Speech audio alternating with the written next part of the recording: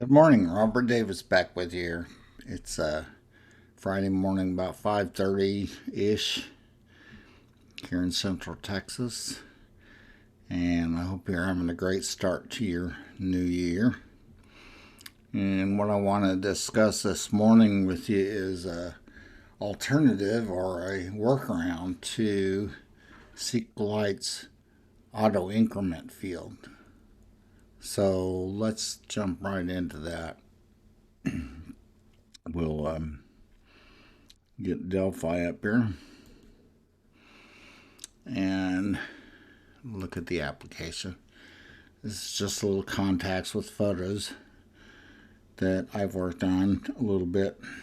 It's led me to resolve some issues. And the biggest one with SQLite is the auto increment field is, in my view, not a reliable method to determine your primary key of a particular table. It it worked on and off for no apparent reason. One execution of the program would be one way, and the other would throw errors about constraints, and that was and the same procedures I used and got different results. In a prior tutorial about SQLite, I mentioned that it's probably better off not to use the auto increment attribute of a primary key. And so it was incumbent on me to come up with a solution for that. And that's what I did. You can see this little app has some contact information, minimal contact information, and photos. And you can also see that one contact record can have multiple photos. It's my beautiful niece, Alexis, and this is her mother, Maria, and just some goofy stuff. But here's another one, my cousin Jeannie and her husband. Has 3 photos there. So it's kind of a nice way to collect photos. Anyway, let's close this and look at the code.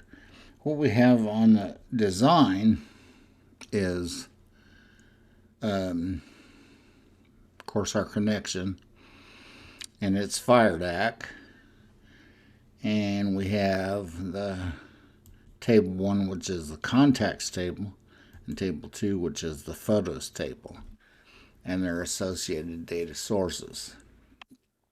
And then we have as a alternative method to the auto increment, we have 2 queries. You could do this strictly in code if you wanted to, but I'm a visual developer for the most part. I love to code when I need to, but when I can do it with pictures and just point and click, I like that a lot. So here's the first query that goes to table 1, and let's look at the query itself, the query editor, and you see the SQL command is select max contact ID from contacts. So what that does is gives you the highest number in the contact ID field from the contacts table.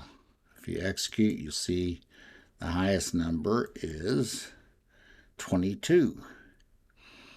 So we can close that. We do the same thing with the photos table, which isn't really necessary, but just for consistency's sake, I did that. So I select max photo ID from photos. Execute 42. So the next record would be photo ID number 43, and so on. So let's look at the code. And what we have is a table 1 before post. And we've also duplicated this with some minor modifications to table 2 before post. But what actually happens in these procedures is we establish two vars, in this case max contact ID and new max. And then we also need a way to tell if this is just an edit or an actual insert.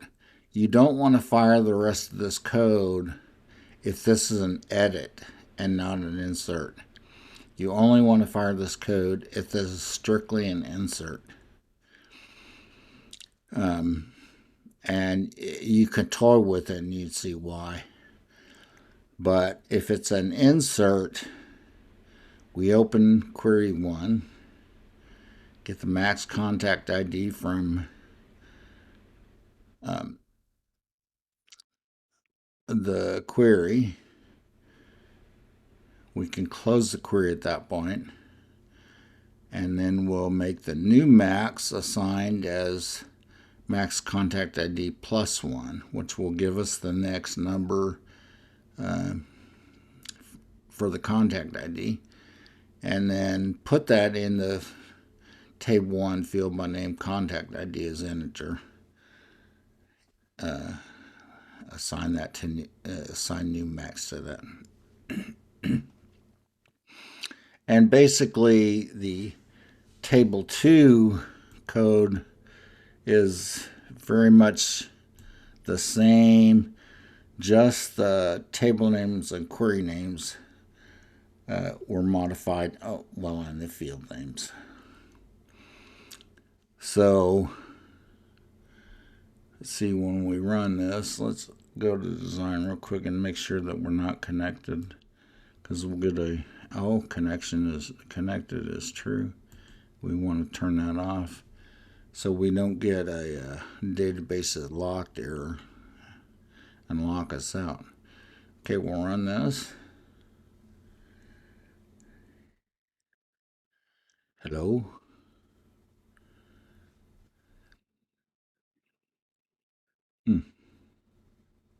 Oh, here it is. Okay, and we'll add a new record. We'll call this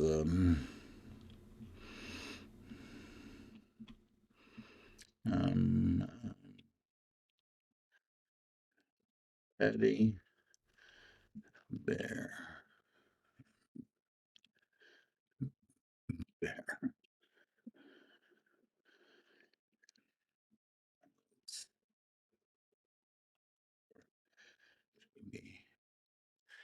And then we'll post this. Oh, database is locked. Okay, here's what you got to do in this case. Close this down. Close all. Yes, save everything. And that will close all. We're going to close, exit Delphi, and reopen it. This will take a second.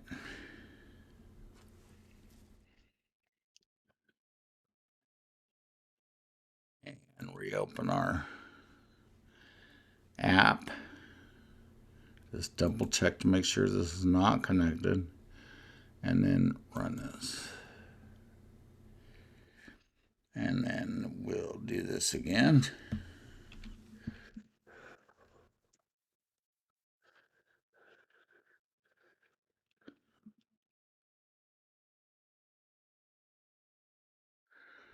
And then post it. And see, we're ready to load a picture. I'm just going to grab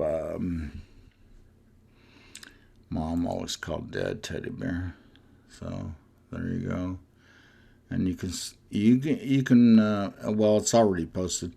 It's done in code, but you can scroll off of that and scroll back and see, and you see that one contact can have multiple photos. My cousin Jeannie and her husband. And that's really all there is to it. Let you look at the code again one more time. Make sure you do this testing for the data table state, or the data state of the table. Make sure you do that. And you don't want to do anything if it's in edit, but if it's in insert, you want to fire this code from beginning to end. And there you have it. I hope that helps somebody out with the as a workaround or an alternative for SQLite's auto increment attribute on primary keys. Again, my name's Robert Davis. I hope you enjoyed this and got something out of it. I enjoyed doing it for you. And I will see you in the next tutorial. Thank you. Goodbye.